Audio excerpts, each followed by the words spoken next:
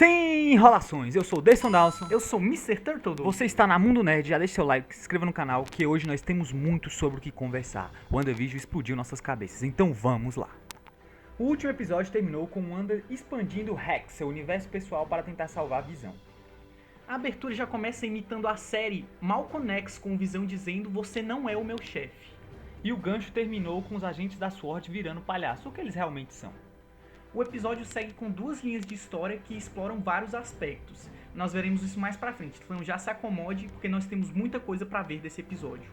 Primeiramente vamos focar em Billy e Tommy, que virão a ser Wiccan e Celery. Esse com certeza vai ser o melhor vídeo pra você entender quem eles realmente são nos quadrinhos.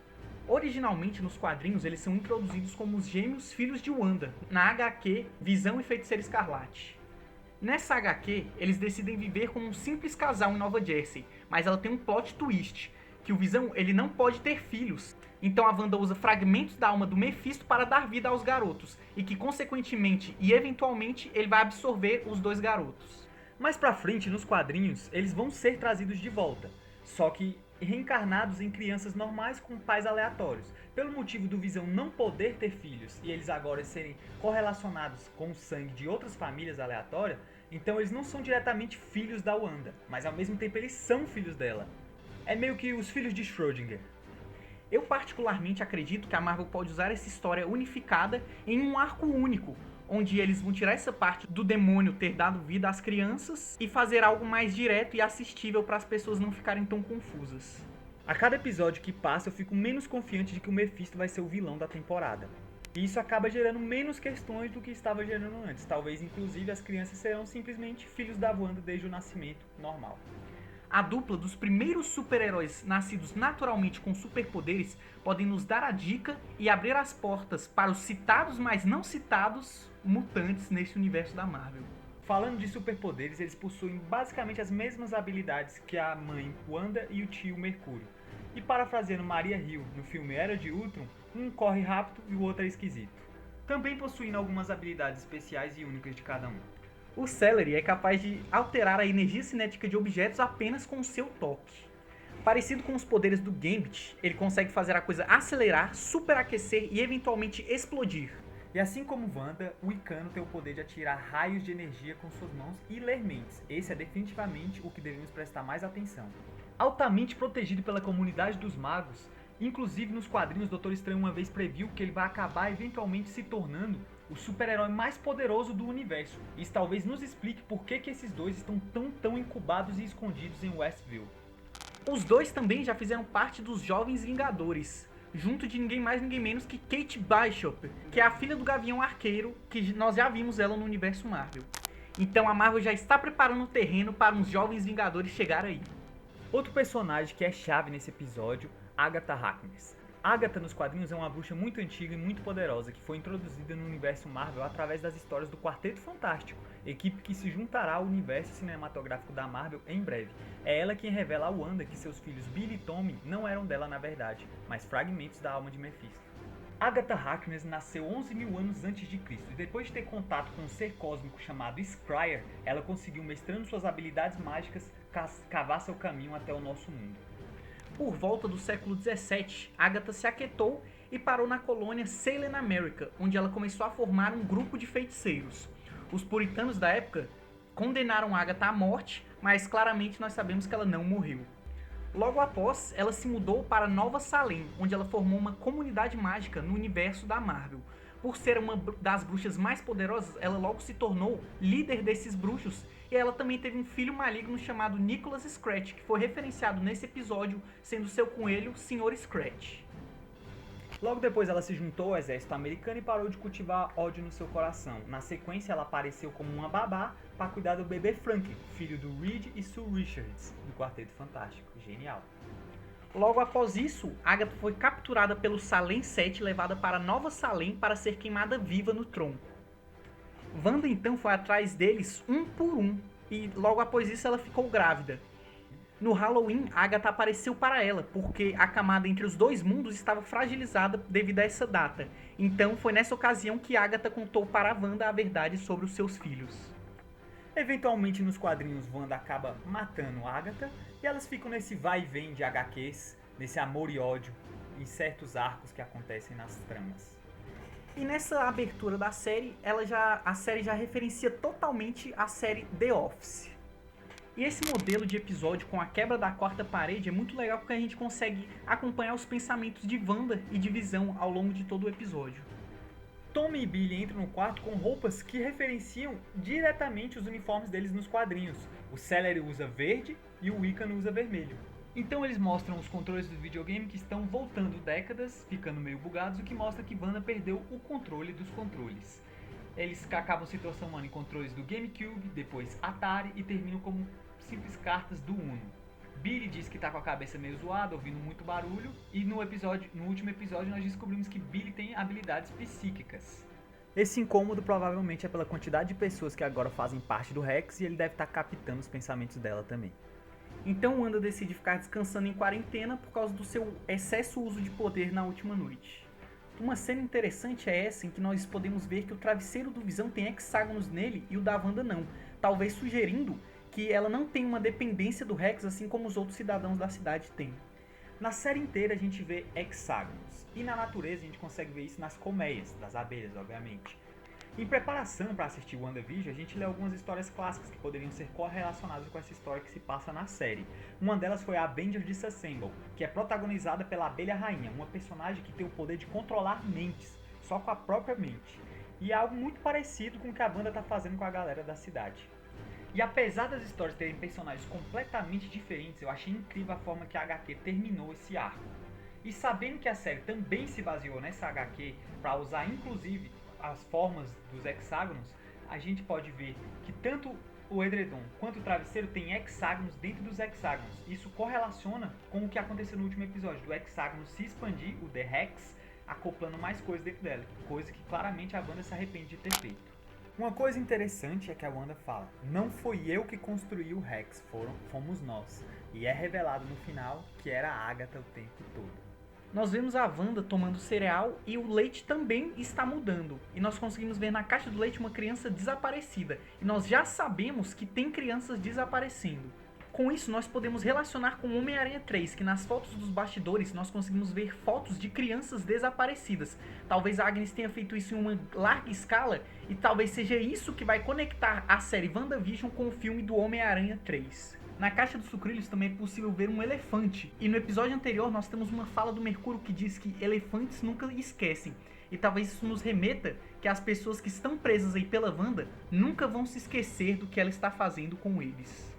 Imitando exatamente os elementos da abertura de The Office, a série agora passa a jogar na nossa cara um monte de nome Wanda, sozinho. Somente no final aparece o nome Vision, mostrando que talvez ele só aparecia para ficar com ela no final. Uma coisa interessante é que aparece criado por Wanda Maximoff. Eu também acredito que foi ela que criou The Hex, mas talvez induzida pela nossa querida Agatha Harkness.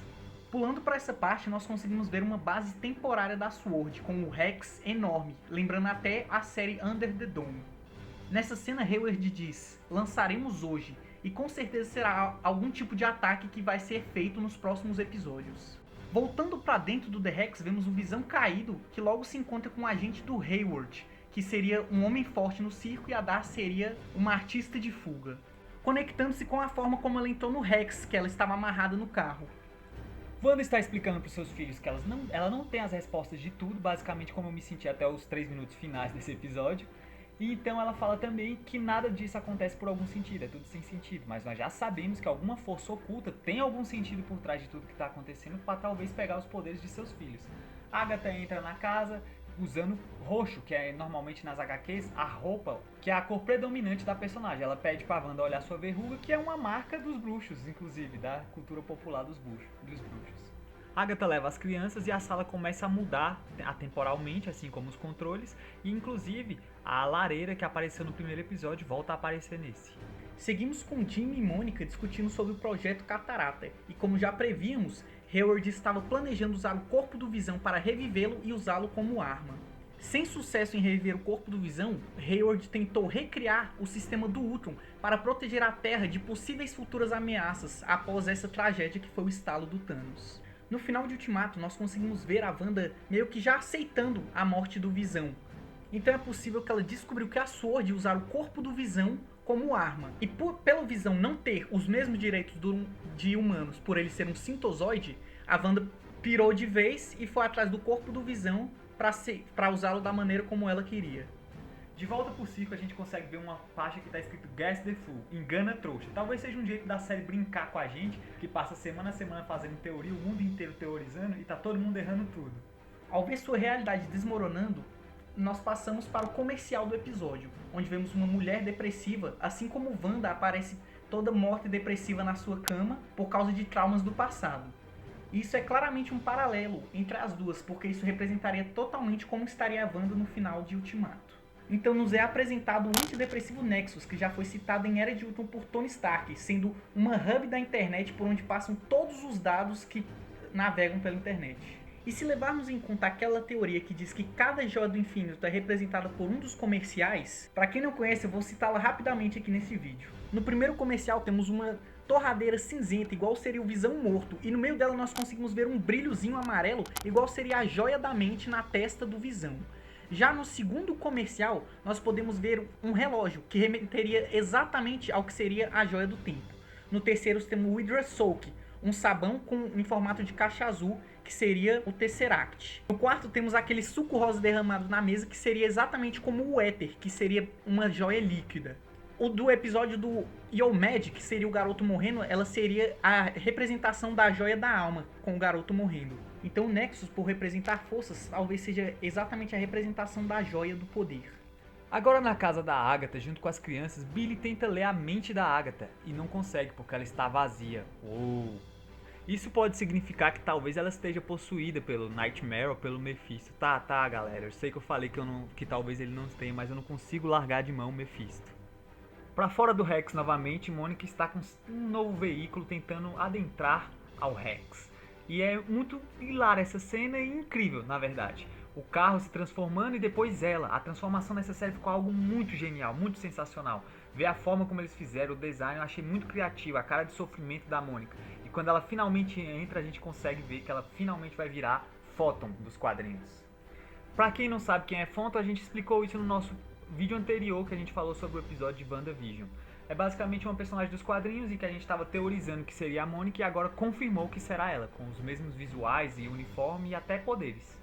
Então quando ela entra, ela começa a ver coisas estranhas, tipo em forma de raio, e ela vê dois sinais esquisitos numa torre. Talvez seja isso que esteja transmitindo o sinal lá pra fora. Eu não sou um engenheiro elétrico nem nada, eu sou só um caçador de easter eggs. Na estrada vemos Darcy explicando tudo para o Visão, contando toda a história porque ele já não se lembra de mais nada.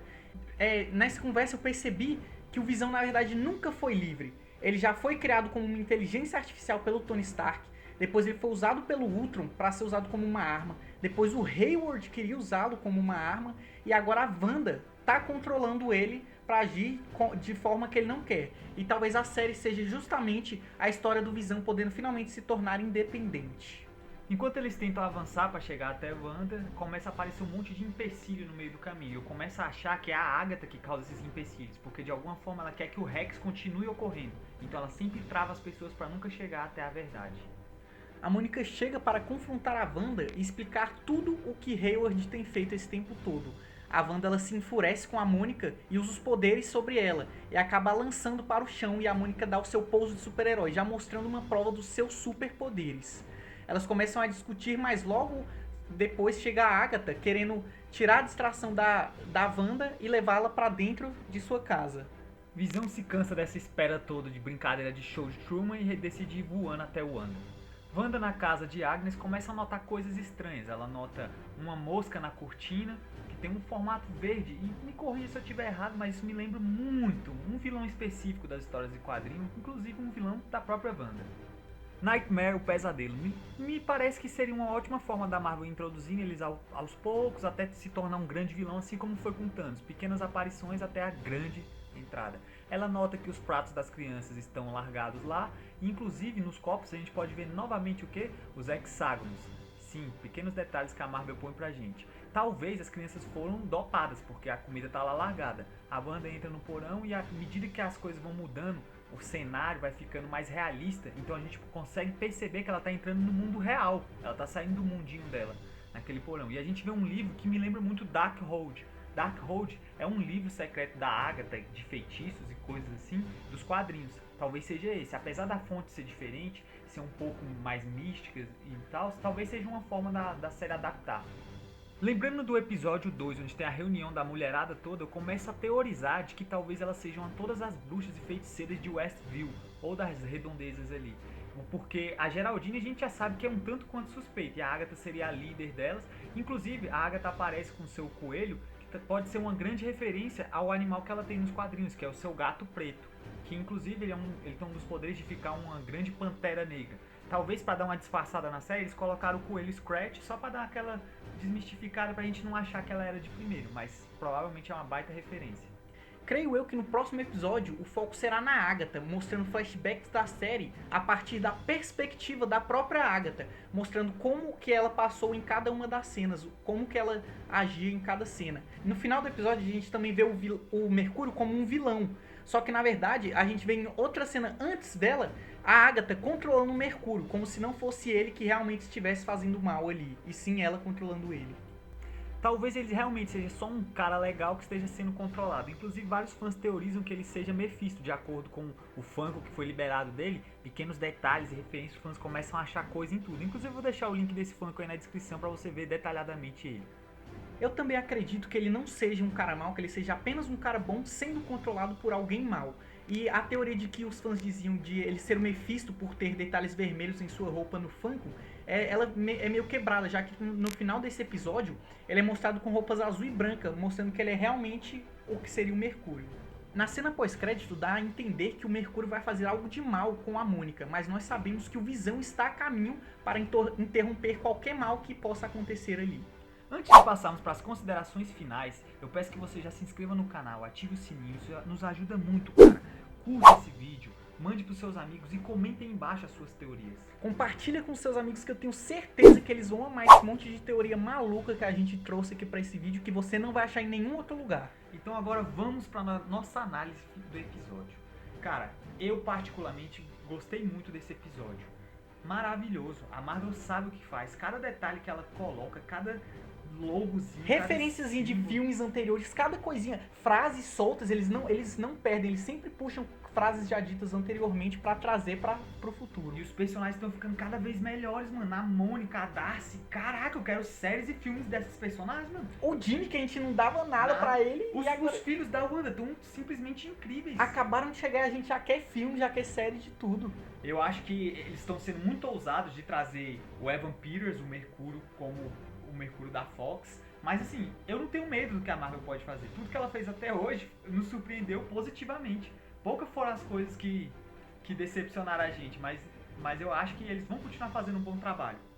Cara, eles podem fazer de tudo, trazer os Inumanos de volta, já falaram de Justiceiro, de Demolidor. Shang-Chi tá vindo por aí. Tem muita coisa pra acontecer, cara. Eles falaram de uma possível série do Jimmy Woo, como se fosse Arquivo X, ele investigando essas atividades paranormais. A gente citou aqui também os jovens Vingadores que estão chegando aí, eles já estão criando cada um. Então tem muita coisa pra acontecer, os personagens estão incríveis, o episódio tá incrível, a trilha sonora, tudo.